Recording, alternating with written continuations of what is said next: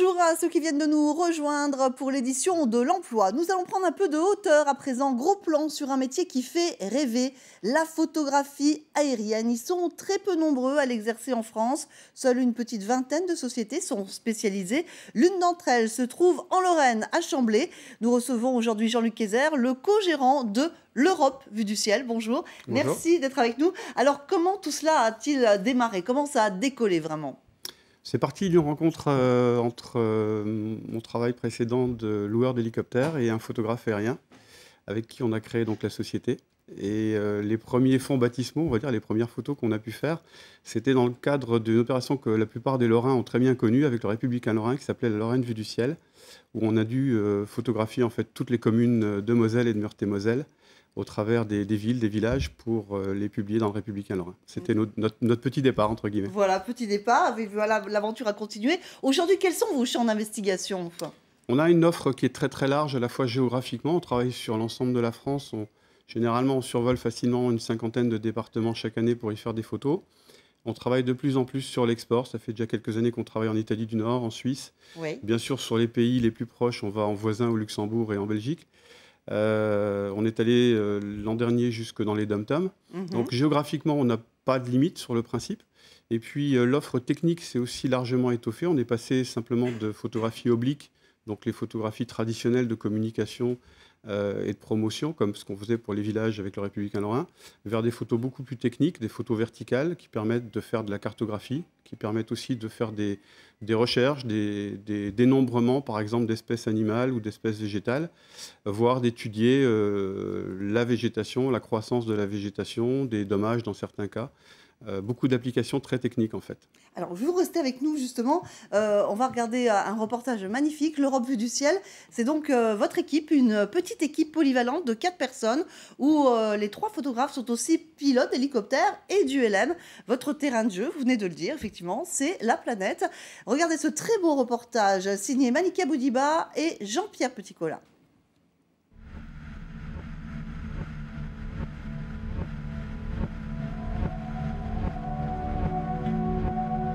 Une belle image de carte postale, c'est une des premières choses qui vient à l'esprit quand on évoque la photographie aérienne. Bien sûr, elle en fait partie. Voler au-dessus de paysages pour cette collection de timbres pour la Poste, par exemple. On est passé des eaux chaudes de l'océan Indien au Mont Blanc. J'ai fait directement juste après le Mont Blanc. Ce que l'on sait moins, c'est qu'une grande partie des missions est d'abord technique. Nous sommes à Chamblay, en Meurthe-et-Moselle. Dans cette société spécialisée dans la photographie aérienne, ils sont 4, dont 3 à être aussi bien photographes que pilotes. Un atout qui leur permet une grande souplesse pour répondre aux commandes. Il y a beaucoup de travaux et même la majeure partie qui sont très techniques et où là l'œil du photographe est, on va dire, pas très important. On a des trous vraiment de la taille de l'objectif percés dans le sol de l'hélicoptère ou de l'ULM. L'appareil photo, lui, est fixé dedans et moi j'ai le retour de l'image sur l'ordinateur, sur les genoux. Cartographie, chantier, environnement, les usages sont nombreux. La précision peut aller pour certaines photos jusqu'à 1 pixel pour 1 centimètre.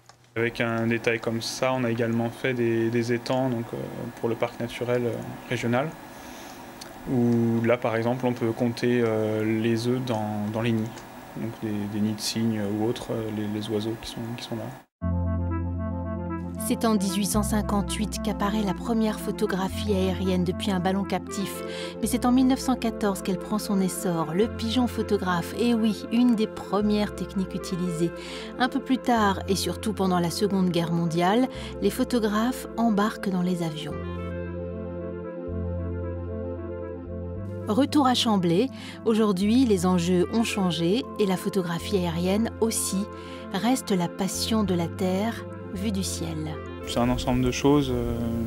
Il y a le côté imprévisible, je pense qu'il y en a qui n'aimeraient pas. Moi j'aime bien. On ne sait jamais quand est-ce qu'on va partir, on sait où on doit aller. Après on regarde les météos pour savoir à quel endroit de la France il fait beau pour qu'on puisse aller faire notre mission. C'est l'œil, la lumière qui arrive sur le sujet, savoir s'il y a pas des grandes ombres, s'il n'est pas déjà trop tard pour faire les photos.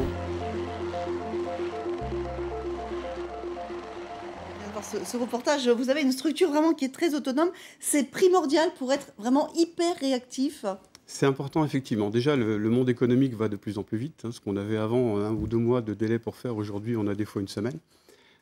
Donc, il faut être réactif. On a dans notre métier un paramètre qui est assez complexe à gérer, c'est le côté météo. On ne fait pas de belles photos si on n'a pas de bonne météo. Donc, effectivement, la météo, aujourd'hui, les prévisions pour aller se promener à peu près à 3-4 jours à l'avance, c'est gérable. Mais souvent, en photo, on décide le matin même, voire 1 heure avant le vol, en disant on y va pas. D'accord. Par an, vous faites combien de journées photo? En fait, ça représente peu de jours. Hein. Oui, en fait, la partie où on est en vol est une faible partie. C'est à peu près 20% du temps. On a énormément de préparation avant au sol et ensuite de traitement des images après le vol. Mais on arrive rarement à dépasser 80 jours de vol par an, à la fois parce que toute la période après octobre jusqu'à, on va dire, mi-avril, vous n'avez aucune feuille sur les arbres, donc c'est des paysages qui sont très tristes, hormis les stations de ski où là c'est encore différent, mais la plupart des autres territoires, c'est pas là qu'on fait des belles vues de communication, donc on ne vole pas en hiver ou très peu. Et puis le reste, dès qu'on a, vous savez, cette belle petite journée où on va se promener en été, avec des beaux petits nuages blancs, c'est joli pour se promener, c'est très agréable, mais en photo, on a des énormes taches d'ombre au sol, donc on ne peut pas voler non plus. Donc on arrive, bon an, mal an, à voler au maximum 80 jours dans l'année. D'accord, alors je le disais, polyvalence, mais vous êtes formés les uns les autres, vous avez complété les uns et les autres vos formations en fait. Hein. Voilà, on a souvent chacun en fait une formation de base. Stéphane, qu'on voyait très bien dans ce reportage, a un BTS de photo. Il a passé son brevet ULM ensuite. Maxime, lui, est pilote professionnel hélicoptère, mais ça fait plus de 15 ans maintenant pratiquement qu'il est chez nous. Et il peut très bien prendre un appareil photo et faire des photos et lancer autant qu'un photographe aujourd'hui. Donc on a tous une double casquette, on va dire, pour justement être le plus réactif possible. Alors, bien sûr, vos métiers font rêver. Un dernier mot pour conclure.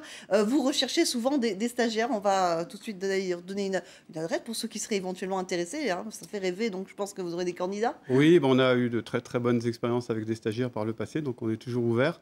Dans le domaine commercial notamment, dans le domaine du développement web, dans le domaine aussi de tout ce qui touche un petit peu à l'iconographie. Et pourquoi pas dans le domaine un petit peu technique aérien. On avait un stagiaire de chez Supaéro il y a 2 ans chez nous qui nous a fait un très très bon travail. Donc voilà, s'il y a des gens qui ont des stages à faire, qui sont partants pour venir travailler avec nous sur Chamblay, on sera ravis de les accueillir. Eh bien voilà, le message est passé. Merci beaucoup Jean-Luc Hezer d'être venu nous parler de votre métier avec autant de passion et on vous comprend. Merci beaucoup. Place à présent à nos offres d'emploi avec Youpic.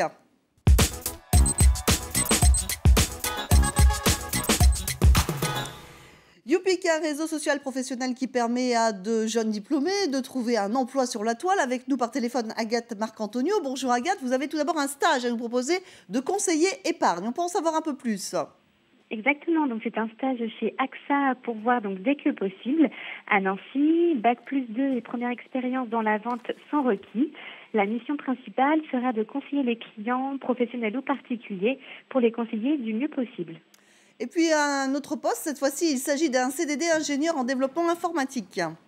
Tout à fait, donc d'une durée de 12 mois, à pourvoir également dès que possible, à Vendôme-les-Nancy, Bac+3 et 12 mois d'expérience sans requis. Et la mission sera d'élaborer les solutions techniques permettant de stocker, héberger et diffuser des archives.